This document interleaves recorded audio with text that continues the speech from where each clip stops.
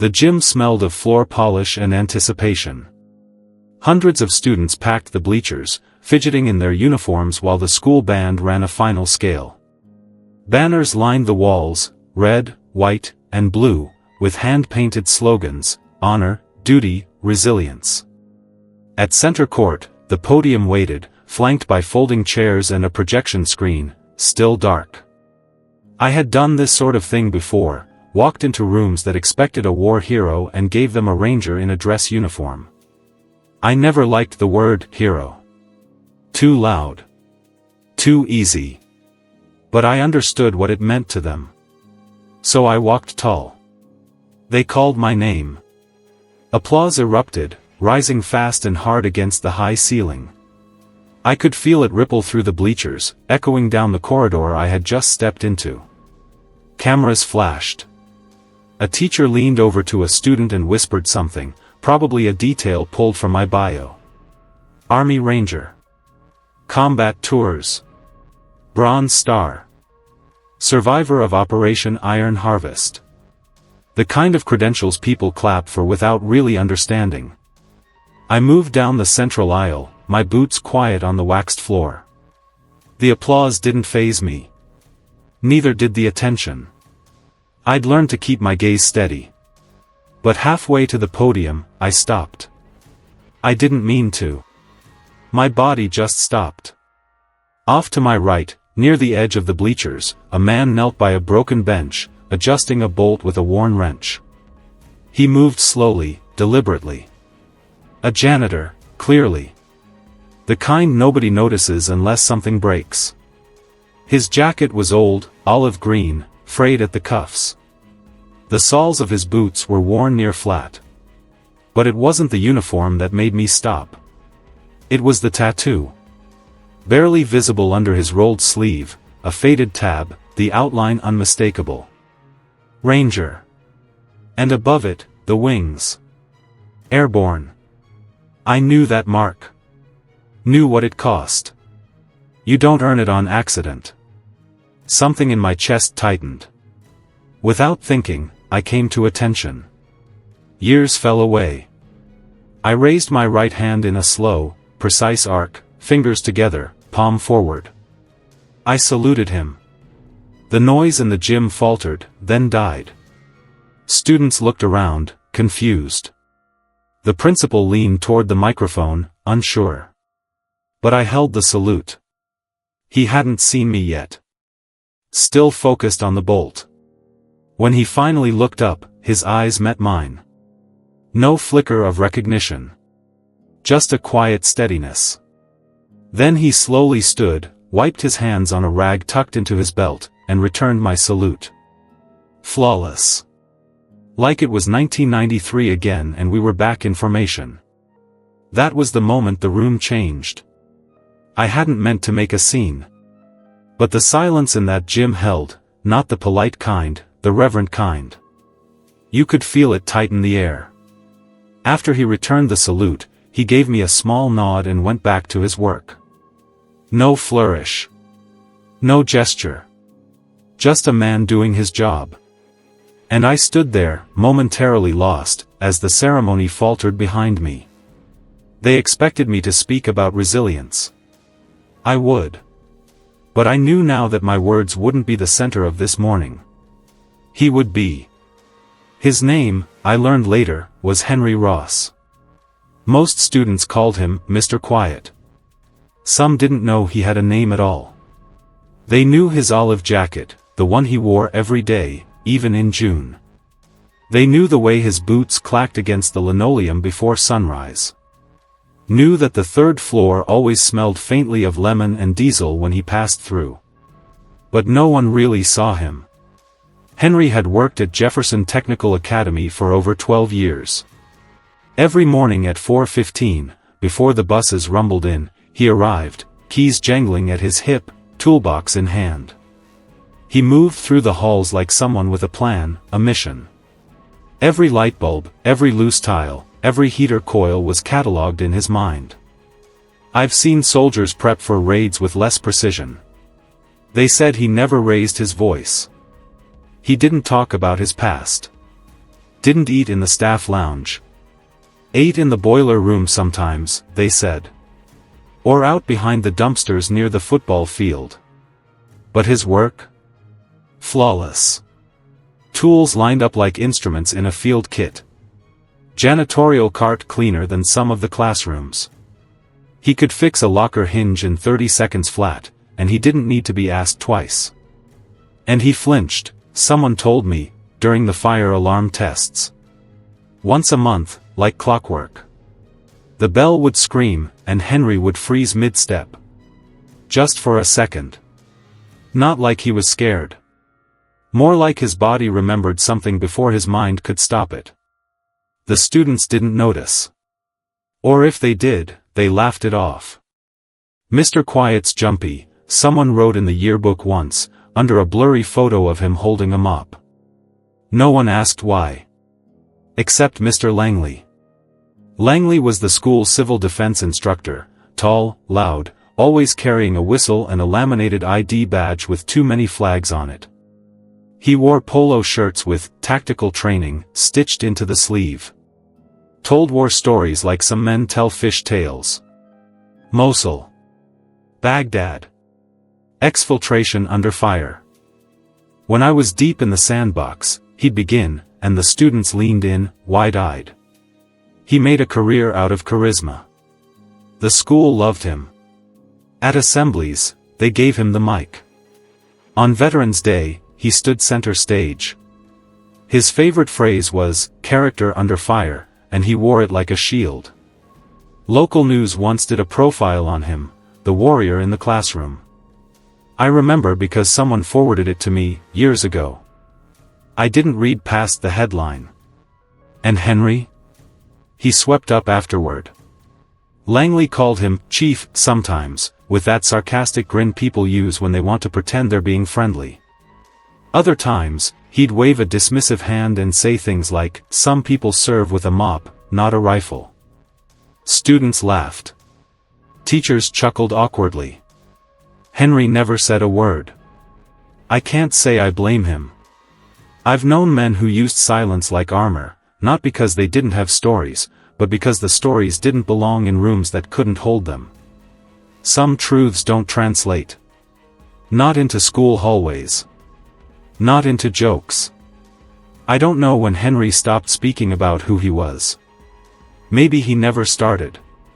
But I know when I saw that tattoo, faded, inked into the soft underside of his wrist, I saw the outline of my own history. The Ranger tab. Airborne wings. Not the kind people wear for show. The kind earned in blood and repetition. I knew the difference. You can't fake that ink. And suddenly, I needed to know. Not for curiosity. For recognition. For the sheer injustice of what I'd just witnessed, a man like that, unseen, passed over, treated like a ghost in a building he practically held together.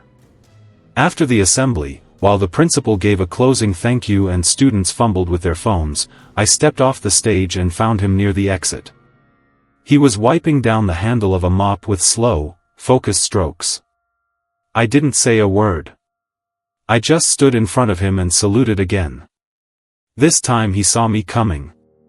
He straightened a little, not stiffly, just enough to meet my eyes, and gave me that same nod. His hand rose, palm forward, and for the second time that morning, I felt the room around me fall away. It was just us. Brothers. When he dropped his salute, I finally spoke. My voice was low. 2nd Battalion? I asked. He nodded. Panama? Another nod. Somalia? This time he paused. Then, quietly, Bosnia, too. My throat tightened. Jesus. He gave a half smile. Long time ago. How long you been here? 12 years. Give or take. Anyone here know? Nope. Why not? He shrugged. Didn't seem relevant. Didn't seem relevant. That's when I knew. Knew what kind of man he was. Knew that this place didn't deserve his story, not because it was unworthy, but because they never asked. Never listened. The man who kept their building from falling apart had once kept men alive in countries they couldn't pronounce. And they gave assemblies to a fraud in a polo shirt.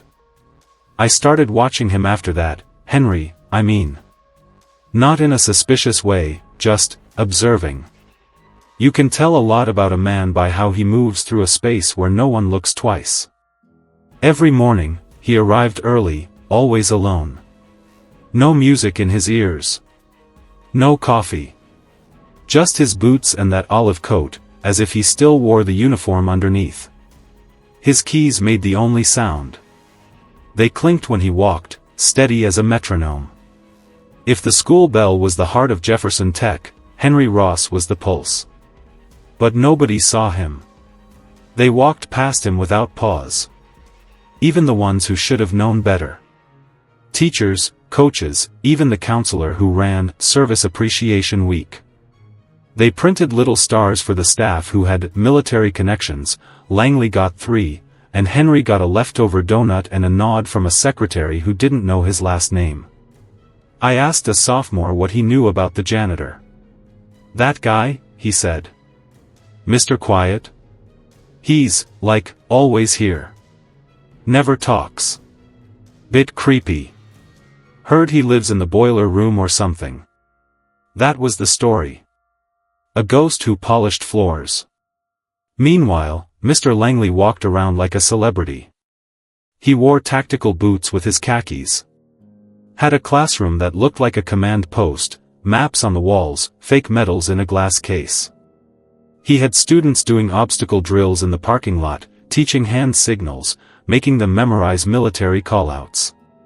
To the untrained eye, it looked impressive. Serious. The parents loved it, discipline for the digital age, one PTA mom called it. But the cracks were there. You just had to know where to look. He claimed he'd served with a joint task force in Mosul in 2004. Told students he'd been involved in a hostage extraction that never made the papers. But anyone who knew the tempo of those operations could tell, his jargon was off. Too vague. Too Hollywood. I asked him once, casually, in the faculty lounge. "What unit were you with, back in the sandbox?" He blinked. Then grinned. "Can't say too much, you know. Eyes and ears everywhere." I nodded. Said nothing. I'd heard that line before, from posers. People who wore fatigue jackets to feel tall. People who rented war stories like costumes. Henry, meanwhile, stayed invisible. He flinched again during the fire drill that month. I saw it. The bell shrieked without warning, and he was in the stairwell, changing a light. For one brief second, he froze, like a man waiting for something to land. No one noticed but me. Langley stood outside during that same drill, demonstrating perimeter command posture to his students. He barked fake commands while Henry wiped sweat from his brow and kept moving. It wasn't just one moment. It was all of them. The daily erasures. The way people thanked Langley for his service while stepping around Henry with their coffee. The way assemblies opened with videos of Marines storming beaches while the man who'd actually jumped from planes mopped quietly in the back. And Henry never said a thing. I asked him once, directly. "You ever think about correcting people?" He looked at me, his expression unreadable. "About what?" "About Langley." He shook his head. "What would it fix?" "You'd get the credit." "I didn't earn it for credit." That stopped me. He paused, then added, "The ones who need to know already do." And I realized then, this was a man who had made peace with being unseen. Not because he didn't matter. But because he'd seen what happens when you need the world to clap for you just to feel whole. Still, the injustice gnawed at me. Langley gave speeches. Henry cleaned up gum from the bleachers. Langley got quoted in the school paper for a piece called, "What It Means to Serve." Henry fixed the photocopier at 6 a.m. because no one else remembered it was broken. That month, Langley received an award from the district, a Community Valor Citation, for his contributions to veteran visibility. They made a big deal of it. Local news. Photos. He wore his fake medals. Smiled like a man accepting a Lifetime Achievement trophy. Henry was in the back of the auditorium, setting up folding chairs. I watched him the whole time. He didn't look angry. Didn't flinch. He just moved from row to row, straightening seats, never once looking at the stage. I asked the principal afterward, "Hey, does Henry get recognized for any of this?" The man blinked. "Henry? The janitor. Oh. Right. He's on payroll, I assume." I didn't answer. Because the truth was plain. At Jefferson Tech, some men were thanked for stories they made up. And one man carried stories so heavy, he'd rather keep them buried than parade them around.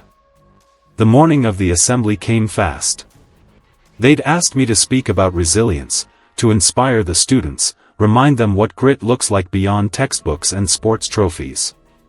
I'd done dozens of these events. Usually went through the motions. But this one. I couldn't shake the feeling that something else was going to matter more. I arrived early, shook hands with the staff, posed for a few photos. Mr. Langley was there too, of course, playing host. He greeted me with that too firm handshake and a chest puffed just a little too high. "We're honored to have a real Ranger among us," he said, loud enough for a few nearby students to hear. "Real steel." I nodded, measured. "Appreciate that." He smiled, slapped my back like we were old war buddies. But his eyes scanned the room, making sure people were watching. That's when I noticed Henry, standing near the side exit with a push broom, sweeping dust from under the bleachers. He wasn't looking at us. Just moving steadily, back and forth. Still in that olive jacket, sleeves rolled, sweat darkening the collar. Same boots, same rhythm. I caught Langley glancing over at him, just for a second. Something flickered in his face, annoyance maybe. Or guilt. Or nothing at all. Hard to tell with men like that. The assembly began. Lights dimmed. Principal gave an introduction I barely heard. I sat in the front row, hands folded, eyes drifting across the crowd of restless kids and clapping parents. I should have been focused on my notes. I wasn't. I kept looking for him. When they called my name, I stepped up to the podium. Applause rose behind me, reflexive, rehearsed. I gripped the lectern, cleared my throat, looked out at the sea of faces. I opened with the usual, where I served, how I got there, what I learned the hard way. I kept it clean. Short sentences. No drama. Just enough detail to hold them. And then I saw him again. He was near the far wall now, kneeling beside a broken bench, the same one, I think, from the day I first spotted him. His toolbox sat open next to him. He was adjusting something with a crescent wrench, eyes focused, fingers moving with that same quiet patience I'd come to associate with him. And then I saw it, the ink. His sleeve had ridden up. Just enough. That tattoo. Ranger. Airborne. Same as mine.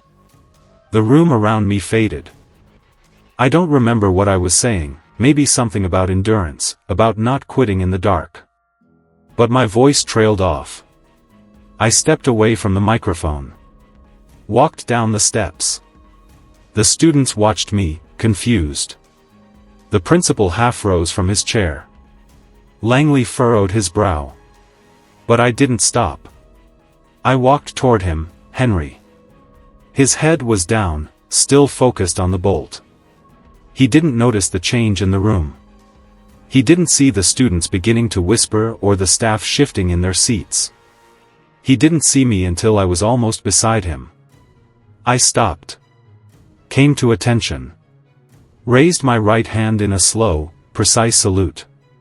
And held it. A full beat passed. Then two. He looked up. His eyes locked on mine. No fear, no confusion. Just that quiet recognition. Like the memory of a long road finally meeting its echo. He set down the wrench. Straightened slowly.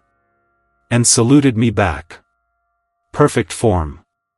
For the second time in my life, I felt the weight of a room shift because of silence.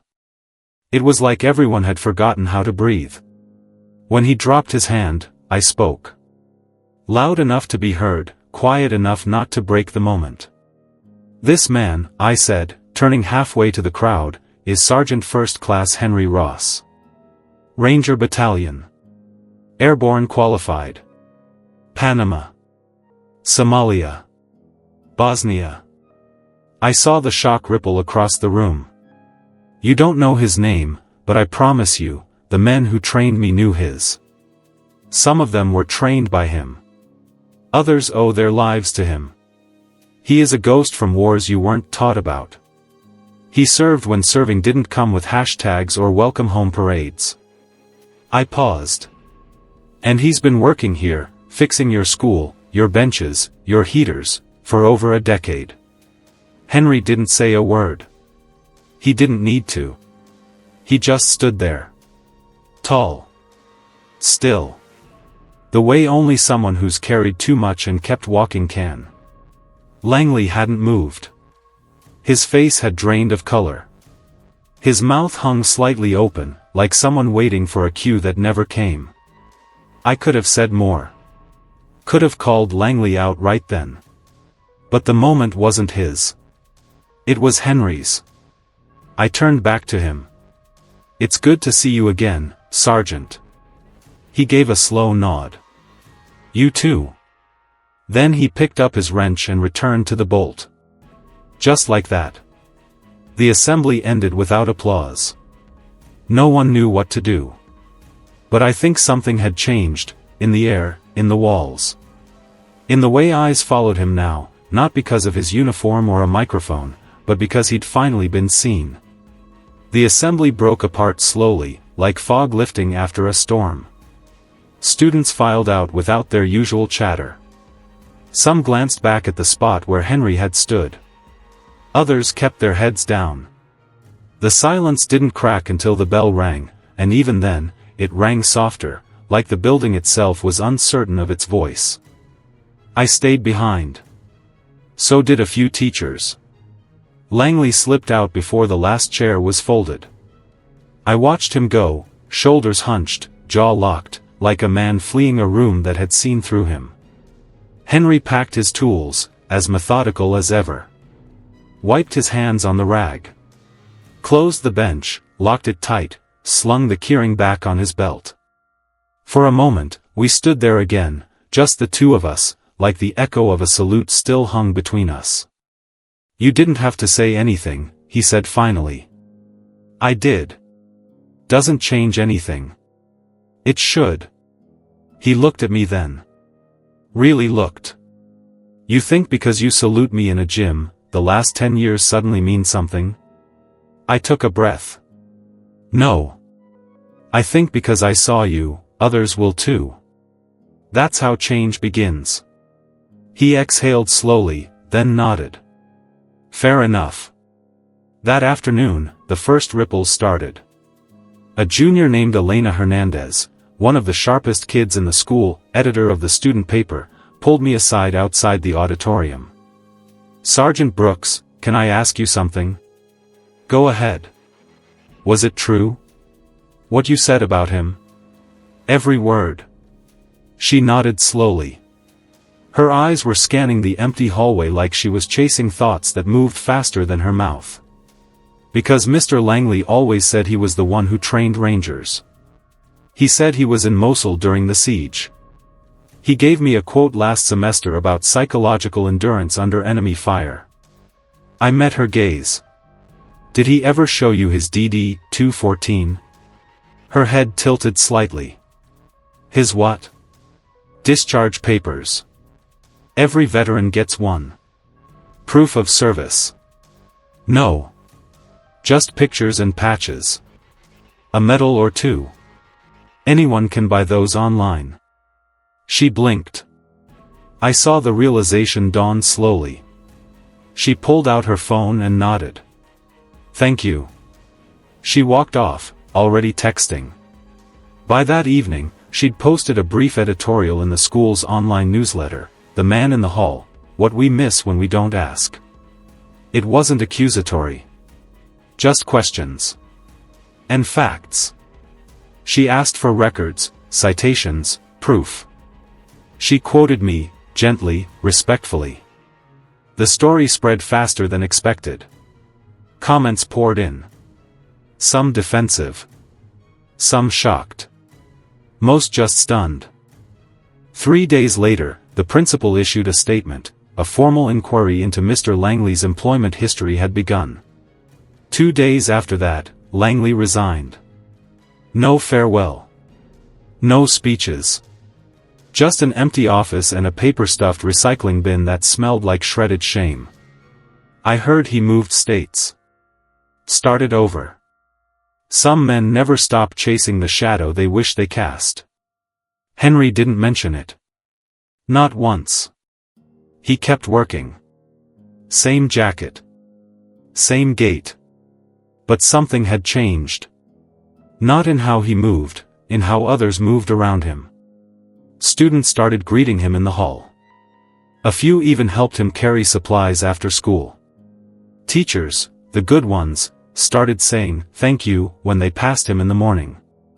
Small things. But they added up. Then came the ceremony. It wasn't planned like most things. No media. No staged applause. Just an email from the student council, a short announcement over the intercom, and a gathering in the quad under a cloudy spring sky. The plaque was already mounted. Bronze. Heavy. Set into the red brick wall outside the library. It read, Henry Ross, for those who serve in silence. Students touched it as they passed, like it held luck. Some did it before exams. Others just paused. Long enough to think. When they handed him the certificate, Henry just looked at it for a long moment, then folded it neatly and tucked it into his coat. He didn't smile. He didn't speak.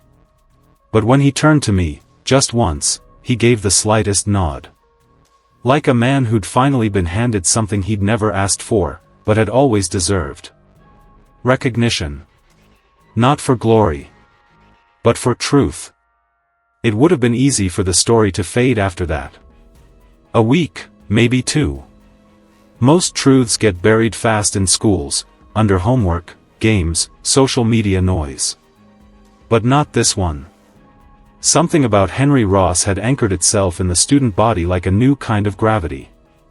A few days after the ceremony, I returned to Jefferson Tech for a follow-up workshop, part of my agreement with the school board. It was supposed to be low-key. Classroom sessions, small group conversations. But the first thing I saw walking through the front entrance was a student, freshman maybe, stopping by the plaque. He touched it gently. Like a ritual.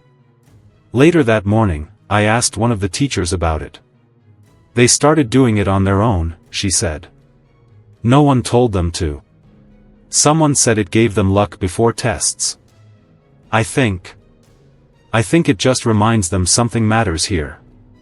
Something real. She paused. We haven't had that in a while. In the weeks that followed, Henry's story traveled beyond the walls of the school. Elena's article was picked up by a regional blog. Then a veterans advocacy site. Before long, Henry's name began showing up in inboxes. Former Rangers. Students from other schools. Even an old platoon mate who'd moved to New Mexico. They remembered. Some wrote letters. Others came to visit. One morning, the principal found a box left outside the front office.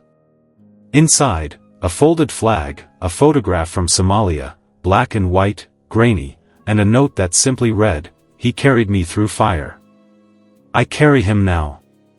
Signed, Mendez, 3rd Battalion, 75th. That photo hangs in the main hallway now. For a school that once clapped loudest for a man who lied, the silence that followed Henry's acknowledgement felt like an act of cleansing. Not erasure, clarity. One day I asked Henry why he stayed so long. In the building. In the quiet. Among people who hadn't seen him until someone else saluted. He shrugged. Felt like work that mattered. But they didn't know who you were. They didn't have to. You didn't want credit? I wanted peace. He paused, glanced at the students walking past, kids he now greeted by name, some of whom had started calling him Sergeant Ross with a kind of reverent playfulness. He smiled, just barely. And maybe, he said, I wanted one of them to notice. One. That's enough. There was a moment that stood out weeks later, small, but I still think about it. A senior named Malik was struggling with his graduation speech. Bright kid. Didn't like attention. He asked to meet with me privately, said he didn't know what resilience meant, not really. He hadn't fought in a war. Hadn't overcome tragedy. What if I've just gotten through stuff? He asked. That's resilience, I told him. He nodded slowly. I was thinking of talking about Mr. Ross. Is that weird? No, I said. That's the truth. He paused, thoughtful. He doesn't act like a hero. That's how you know he is one. On graduation day, Malik stood behind the mic and told a story, not his own, but the one he'd learned to see. About a man who walked his school's hallways before the sun came up. Who flinched during fire drills.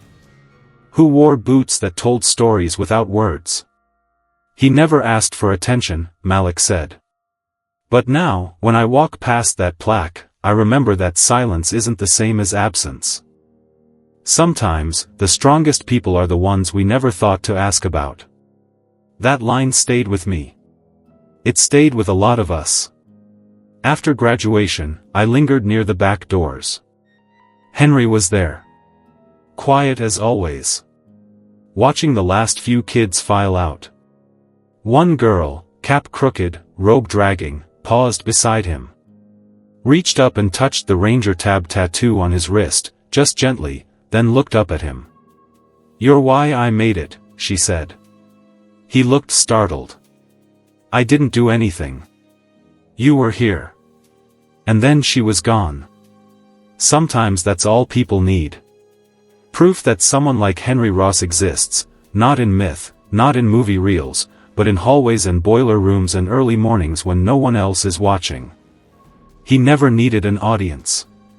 He just needed space to be remembered, quietly, in the way that endures. We walk past stories every day. We step over them in hallways, ignore them in cafeterias, let them mop our floors and fix our desks while we talk about honor and sacrifice like they're concepts from another world. But stories don't vanish just because we don't ask. Sometimes they're folded into jackets. Sometimes they're stitched into skin, worn down by time and ink. Sometimes they're carried in silence, not because they're shameful, but because the world has a habit of clapping for the loudest voice, not the truest one. Henry Ross never asked to be seen.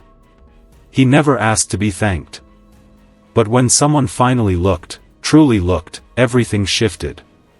Not just for him. For the building. The students. The memory of what it means to serve and to survive. I think about him often. When I walk into places where medals shine brighter than humility. When I hear applause too loud to make room for silence.